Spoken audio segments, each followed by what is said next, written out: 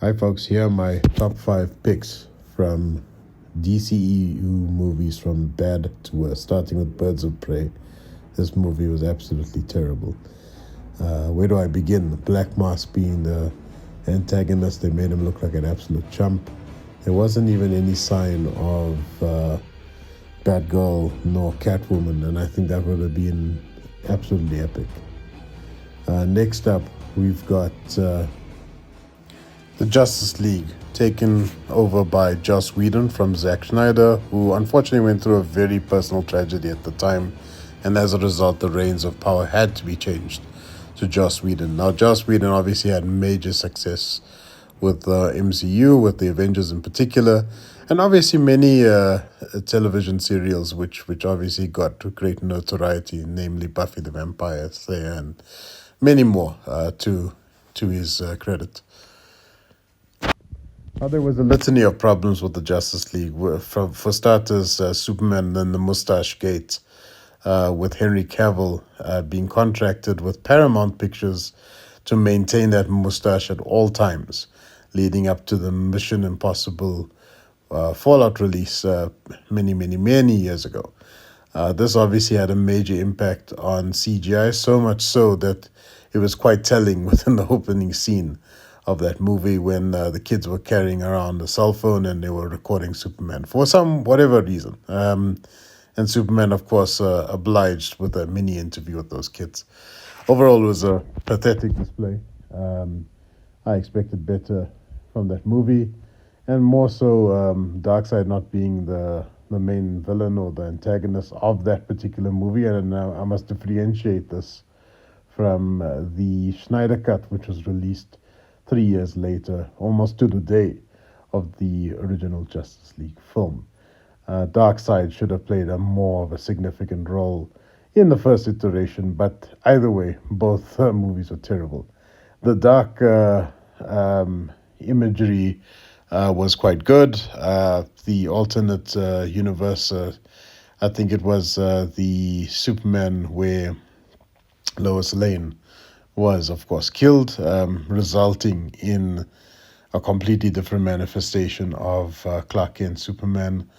They obviously were trying to adopt the injustice storyline to an extent, but obviously we never saw any of that in the long run. Next up, we've got Aquaman and the Lost Kingdom. Now, there was a lot of controversy with this movie as well, particularly due to Amber Heard. And it was very telling that they kind of benched her for that movie in particular. The buddy cop vibe didn't do this movie any justice, excuse the pun, and the after credit scene did not make sense.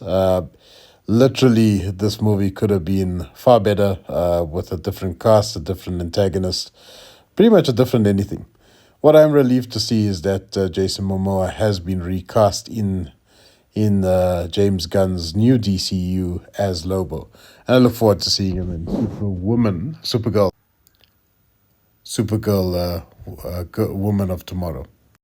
Next up, we have Shazam! Fury of the Gods. Now, casting Helen Mirren and Lucy Liu as the main antagonists of the movie did not always sit well with me. I just had a feeling that this was going to tank, especially after how well the first movie did. Once again, Dwayne "The Rock" Johnson's involvement in the DCU was not appreciated. The fact that Shazam has not made an appearance in any of the Black Adam has not made an appearance in any of the Shazam movies clearly made a major impact on the success of this particular film. Now, there were many other factors. Rachel Zegler's character was quite bland to an extent, but overall, it was just a very campy, minuscule affair. I really wish they didn't make this movie. And to make matters worse, that Suicide Squad scene towards the end did not make any sense. Why on earth would the Suicide Squad want to work with Shazam, of all people? Yes, he's got the powers of magic and what have you, and he could potentially take on Superman and defeat him, because as we know, Superman can succumb to magic. But still, it didn't make sense why they would enlist his powers, especially considering they've got a nice rogues gallery to work with. Next up, we have Wonder Woman 1984. Now, I had a lot of high hopes for this movie, and once again, This is a sequel to what was a pretty good attempt at the first movie, a periodic sense, and I like the fact that they went into various eras. So the first movie was obviously set in the 40s during the World Wars, and of course, this being a follow up to that in the 1980s.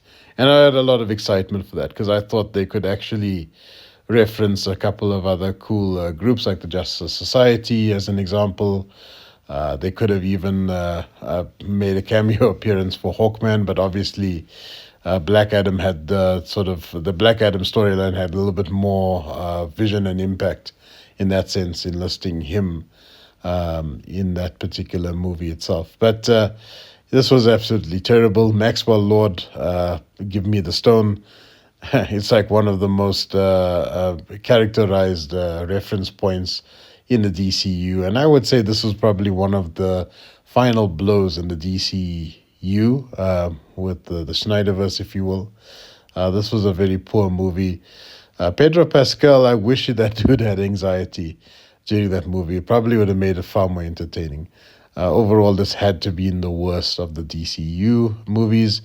Honorable mentions, definitely the Suicide Squad movies, but to be quite frank with you, Suicide Squad, I thought both movies were far better than the Justice League movies or any of the other individual films that came post 2018, barring Shazam, the very first movie.